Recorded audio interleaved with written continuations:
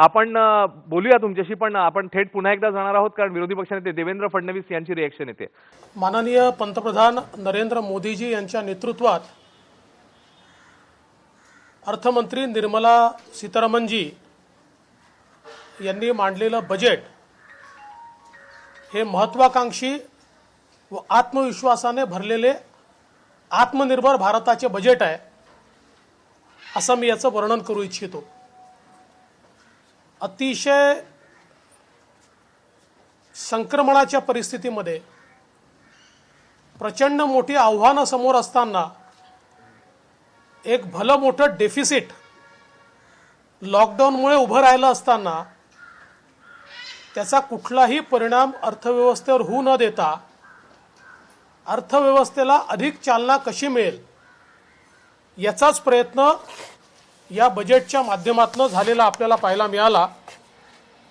आणि विशेषतः 6 क्षेत्रांवर या बजेटने फोकस केलाय. आरोग्य, आर्थिक सुधारणा आणि पायाभूत सुविधा, सर्वसमावेशक विकास, मानव संसाधन, त्याचप्रमाणे नाविन्यता, संशोधन आणि विकास आणि मिनिमम गव्हर्नमेंट मॅक्झिमम गव्हर्नन्स या 6 सूत्रांवर मुळात हा अर्थसंकल्प या ठिकाणी खऱ्या अर्थानं तयार करण्यात आला आहे.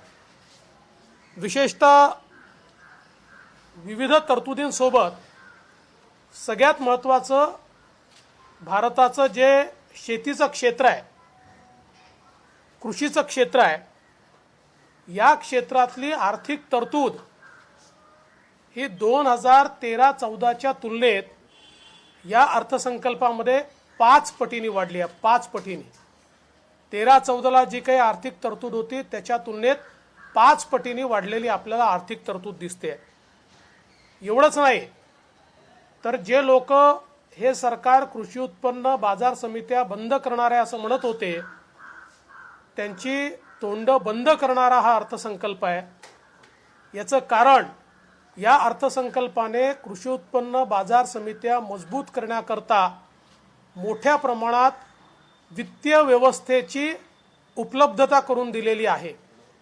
एवढंच नाही तर स्वतः वित्तमंत्र्यांनी MSPचे जे आकडे दिले आहेत त्यातनं MSP बद्दल ओरडणाऱ्या विरोधकांना आरसा दाखवण्याचं काम त्यांनी केलं आहे. गव्हाच्या संदर्भात 13-14 मध्ये गव्हाचा MSP दिला होता 33,000 कोटी, तो यावर्षी दिलाय 75,000 कोटी, म्हणजे दुपटीपेक्षा जास्त.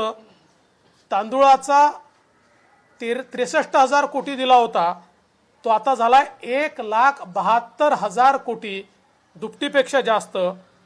डाळींचा होता केवळ मात्र 236 कोटी, तो आता MSP दिलेला आहे 10,000 कोटी. 236 कोटी आणि 10,000 कोटी म्हणजे किती पटीचा फरक आहे मला देखील सांगता येणार नाही, एवढं माझं गणित पक्क नाही. कापूस दिला होता 90 कोटी, दिल्यात 25,000 कोटी. म्हणजे हमी भावाच्या संदर्भात शेतकऱ्याच्या मनामध्ये जो संभ्रम तयार करण्याचं काम सुरू होतं, या आकडेवारीतनं स्पष्ट होत आहे की गेल्या सरकारच्या तुलनेत शेतकऱ्यांना दुपटीपेक्षा जास्त हमी भाव या सरकारच्या माध्यमातून प्रत्यक्ष देण्यात आलाय. एवढंच नाही तर कृषी क्षेत्रातल्या पायाभूत सुविधांकरता विशेषतः ज्याचं डायरेक्ट बेनिफिट शेतकऱ्याला होईल त्या मायक्रो इरिगेशन सिस्टीम करता 10,000 कोटी रुपयाची अभूतपूर्व तरतूद करण्यात आली आहे, जी आत्तापर्यंतच्या इतिहासातली सर्वात जास्त आहे आणि मागील वेळेसपेक्षा ती दुप्पट आहे. त्याचा शेतकऱ्यांना विशेष फायदा या ठिकाणी होईल. फिशिंग हार्बर्स असतील, डेअरी असेल, पोल्ट्री असेल किंवा गोट्री असेल, या सगळ्यांकरता प्रचंड मोठी तरतूद ही या अर्थसंकल्पात करण्यात आली आहे. आणि सगळ्यात महत्त्वाचं असं आहे की 16 लाख कोटी रुपयाचं ऋण हे शेतकऱ्यांना उपलब्ध करून देण्यात येणार आहे आणि त्यासोबत इमर्जन्सी ऋण 30,000 कोटी रुपयाचं हे उपलब्ध करून देण्यात येणार आहे.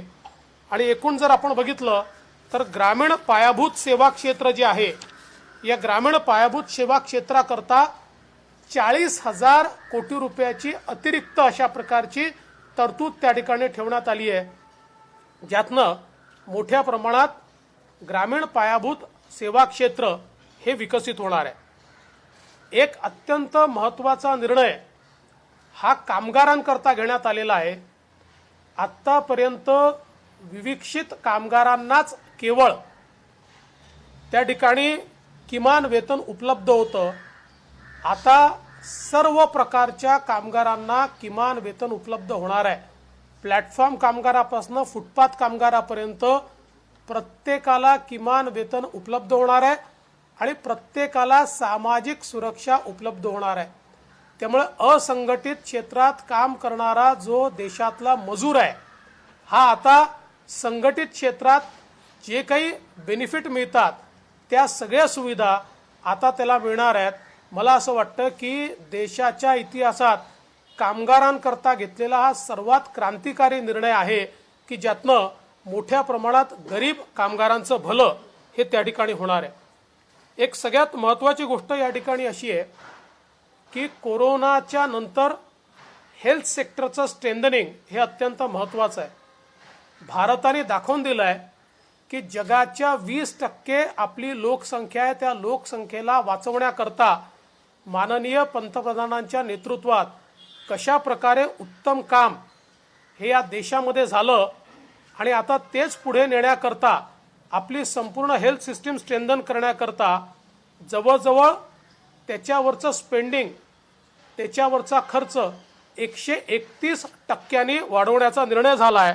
आणि त्याच्यामध्ये प्रधानमंत्री स्वास्थ्य योजना जी आहे, या योजनेच्या माध्यमातून पहिल्या टप्प्यामध्ये 28,000 प्राथमिक आरोग्य केंद्र जे आहेत हे अत्याधुनिक करण्यात येणार आहे, ज्यातनं ग्रामीण आणि शहरी भागामध्ये हेल्थ केअरची जी व्यवस्था आहे ही व्यवस्था अतिशय स्ट्रेंथन होईल आणि अतिशय स्वस्त आणि किफायती पण त्याचवेळी आधुनिक अशा प्रकारची हेल्थ केअर सिस्टीम ही गरीब माणसाला आणि मध्यमवर्गीयाला त्या ठिकाणी उपलब्ध होईल.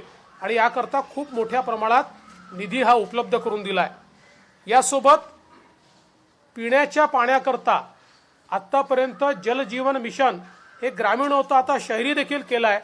प्रत्येक घरी नळाचं स्वच्छ पाणी याकरता 2,80,000 कोटी रुपयाची तरतूद ही या अर्थसंकल्पातनं केली आहे, ज्यातनं मोठ्या प्रमाणात लोकांना फायदा होणार आहे.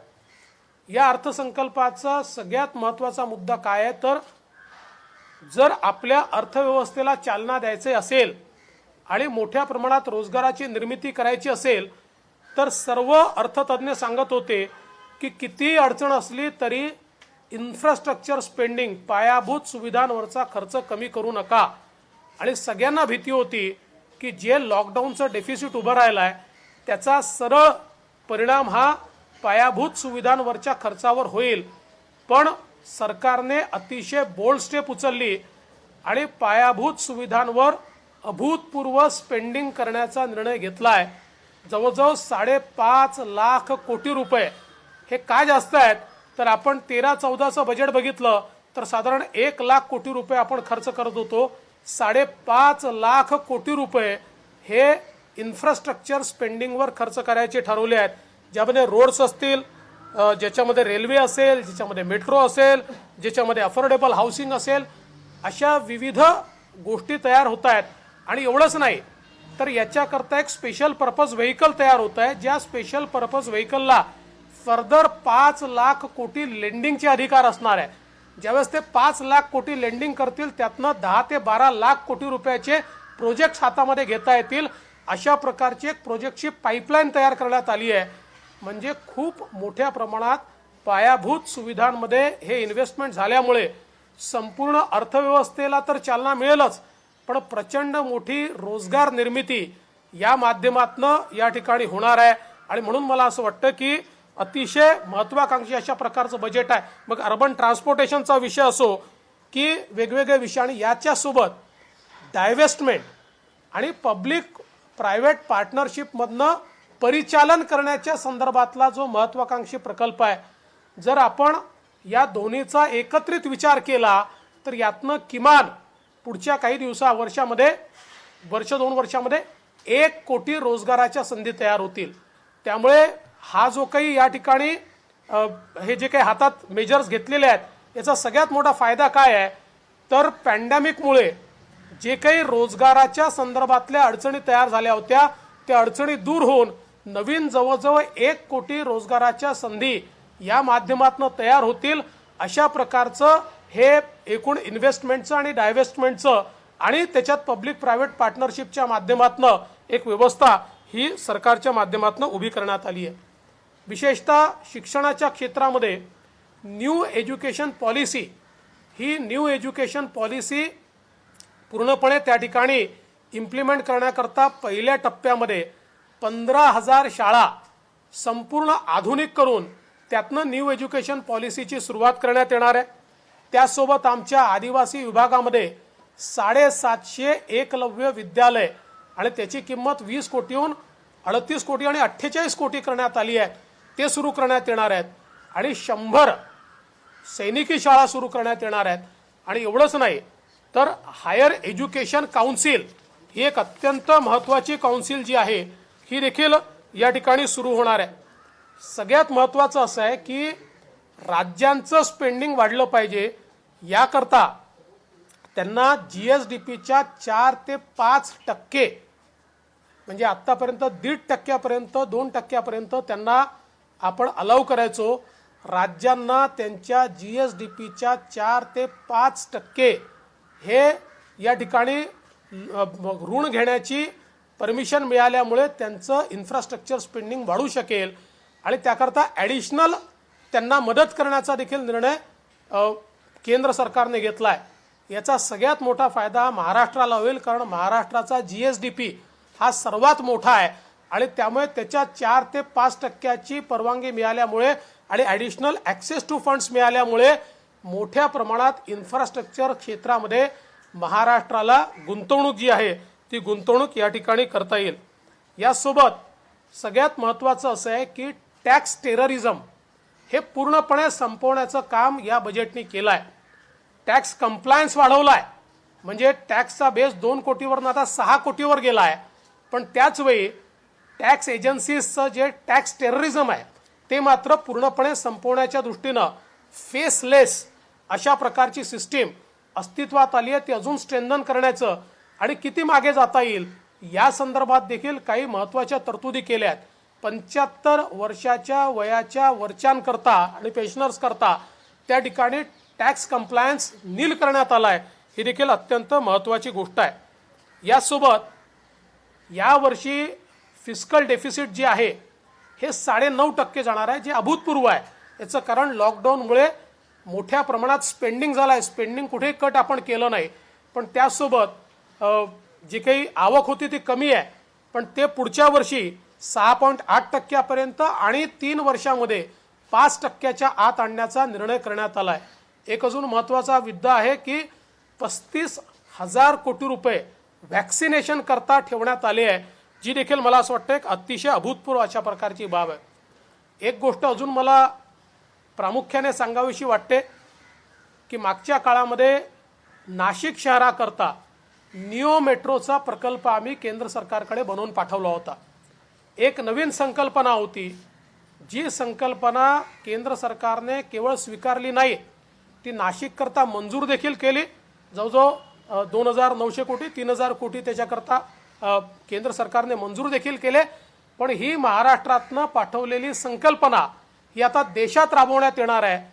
ज्या शहरांमध्ये लोकसंख्येमुळे फुल फ्लेज मेट्रो जी आहे ही मेट्रो फिजिबल होत नाही, त्या ठिकाणी ही निओ मेट्रो जी आहे ती त्या ठिकाणी लागू करण्यात येणार आहे.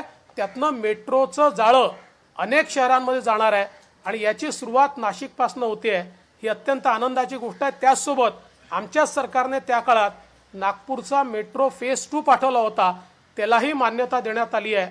मी याकरता केंद्र सरकारचे अतिशय मनापासून आभार मानतो. सर, या बजेटवर अशोक चव्हाण असतील किंवा संजय राऊत यांनी टीका अशी केली की भांडवलदारांना मदत करणारा अर्थसंकल्प आहे आणि नाशिक आणि नागपूरमध्ये मेट्रो प्रकल्पांना जो निधी देण्यात आलेला आहे तिथं तुमची सत्ता आहे म्हणून हा निधी दिला अशा पद्धतीची टीका आहे.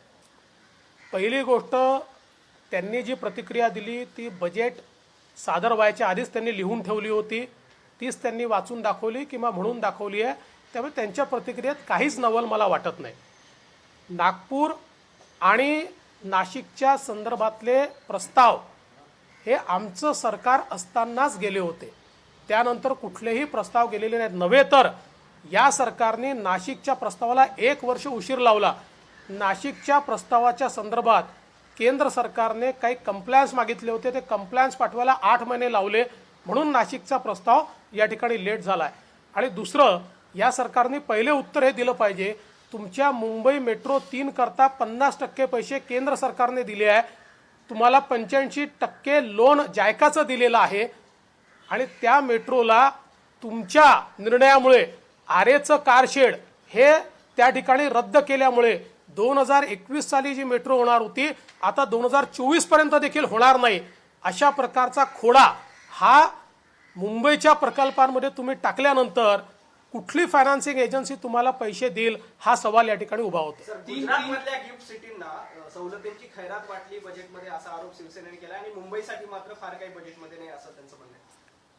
पहिली गोष्ट अशी आहे की काही राज्यांमधल्या काही प्रोजेक्टचा उल्लेख करण्यात आलेला आहे, सगळ्या प्रोजेक्टचा उल्लेख करण्यात आलेला नाही. मात्र आपण फाईन प्रिंटमध्ये गेल्यानंतर लक्षात येईल इतक्या मोठ्या प्रमाणात तरतुदी सगळ्याच राज्यांना त्या ठिकाणी मिळालेल्या आहेत. आणि खरं तर गिफ्ट सिटी ही गुजरातमध्ये झाली, याचं पाप जर कोणाचं असेल तर ते काँग्रेस राष्ट्रवादी सरकारचं पाप आहे. कारण त्यांच्याच सरकारने गिफ्ट सिटी मुंबईचा प्रस्ताव हा 2006 सालापासून असताना 2012 साली गुजरातची गिफ्ट सिटी ही तेव्हाचे माननीय मनमोहन सिंगजी जे पंतप्रधान होते त्यांच्या सरकारने मंजूर केली आहे. विरोधकांकडून आरोप एक होतोय की 5 राज्यांच्या निवडणुका डोळ्यासमोर ठेवून भरभरून त्या 5 राज्यांना देण्यात आले, वेस्ट बेंगॉल असेल, केरळ असेल आणि इतर काही. आणि त्याचबरोबर दुसरा याला लागून एक प्रश्न आहे की महाविकास आघाडीचं सरकार राज्यात आहे म्हणून केवळ 3च म्हणजे महत्वाचे प्रकल्प आहेत त्यांना निधी मिळाला आहे असा आरोप देखील महाविकास आघाडीकडून होतोय. दोन्ही प्रश्नांना कसं उत्तर द्याल? मी पुन्हा एकदा सांगतो की काही राज्यांचा उल्लेख झालाय. आता उत्तर प्रदेशचं नावच घेतलं नाही, आमचं सरकार आहे. मध्य प्रदेशचं नावच घेतलं नाही, आमचं सरकार आहे. म्हणून काय त्या ठिकाणी काहीच दिलं नाही आहे का? तर काही विविक्षित प्रकल्पांचा उल्लेख त्या ठिकाणी करण्यात आला आहे. आता महाराष्ट्राचं तर कमीत कमी 3 प्रोजेक्टमध्ये नाव तरी आलं. म्हणजे मला तर असं वाटतं की तुम्ही म्हटलं त्या 4 स्टेट नंतर फक्त महाराष्ट्राचं नाव त्या ठिकाणी आलंय. बजेट न वाचता त्याच्यावर दिलेली ही प्रतिक्रिया आहे. सर, पेट्रोल आणि डिझेलवर अधिभार लावलाय, पेट्रोलवर 2.5 रुपयाने डिझेलवर, त्यामुळे सर्वसामान्यांचं कंबरडं होणार अशी एक प्रतिक्रिया येते. मला असं वाटतं की या संदर्भात मी काही वृत्तवाहिन्यांवर देखील बघितलं, न पाहता दिलेली रिॲक्शन आहे. कारण हा अधिभार स्वतःकडची ड्युटी कमी करून ॲडजस्ट करण्यात आला आहे. 1 नव्या पैशाचाही अधिभार हा ग्राहकावर पास ऑन होत नाही आहे. सरकारला ड्युटीतनं जे पैसे मिळत होते त्या ड्युट्या कमी करून ते पैसे या अधिभाराच्या माध्यमातून शेतकऱ्यांकरता देण्यात आले आहे. त्यामुळे सामान्य ग्राहकावर 1 रुपयाचा नाही, 1 नव्या पैशाचाही अधिभार त्याच्यातनं पडत नाहीये. देवेंद्र जी, हिंदी में जानना चाहेंगे, खासकर प्रोजेक्ट जो आज का बजट है वो इंफ्रा पे काफी ध्यान दिया गया है और दूसरी सारी चीजें कैसे देखते हैं? मैं ऐसा कहूँगा कि महत्वाकांक्षा और आत्मविश्वास से भरा हुआ आत्मनिर्भर भारत का ये बजट है. मैं आदरणीय प्रधानमंत्री मोदी जी और फाइनेंस मिनिस्टर निर्मला सीतारमन जी का बहुत बहुत अभिनंदन करना चाहता हूँ, आभार व्यक्त करना चाहता हूँ कि पैंडेमिक के चैलेंजिंग समय पर, चुनौतीपूर्ण समय पर जिस प्रकार का बजट उन्होंने दिया है, अपने आप में पूरी दुनिया में चैलेंज को कैसे अवसर में बदला जाता है. तेव्हा ही होती प्रतिक्रिया विरोधी पक्षनेते देवेंद्र फडणवीस यांची. आणि खास करून किमान वेतनाचा जो निर्णय तो क्रांतिकारी आहे असं त्यांनी म्हटलेलं आहे. पण इकडे मान्यवर आहेत, त्यांना देखील विचारणार आहोत की या क्रांतिकारी निर्णयाचा फायदा कसा परावर्तित होईल. एबीपी माझा, उघडा डोळे बघा नीट.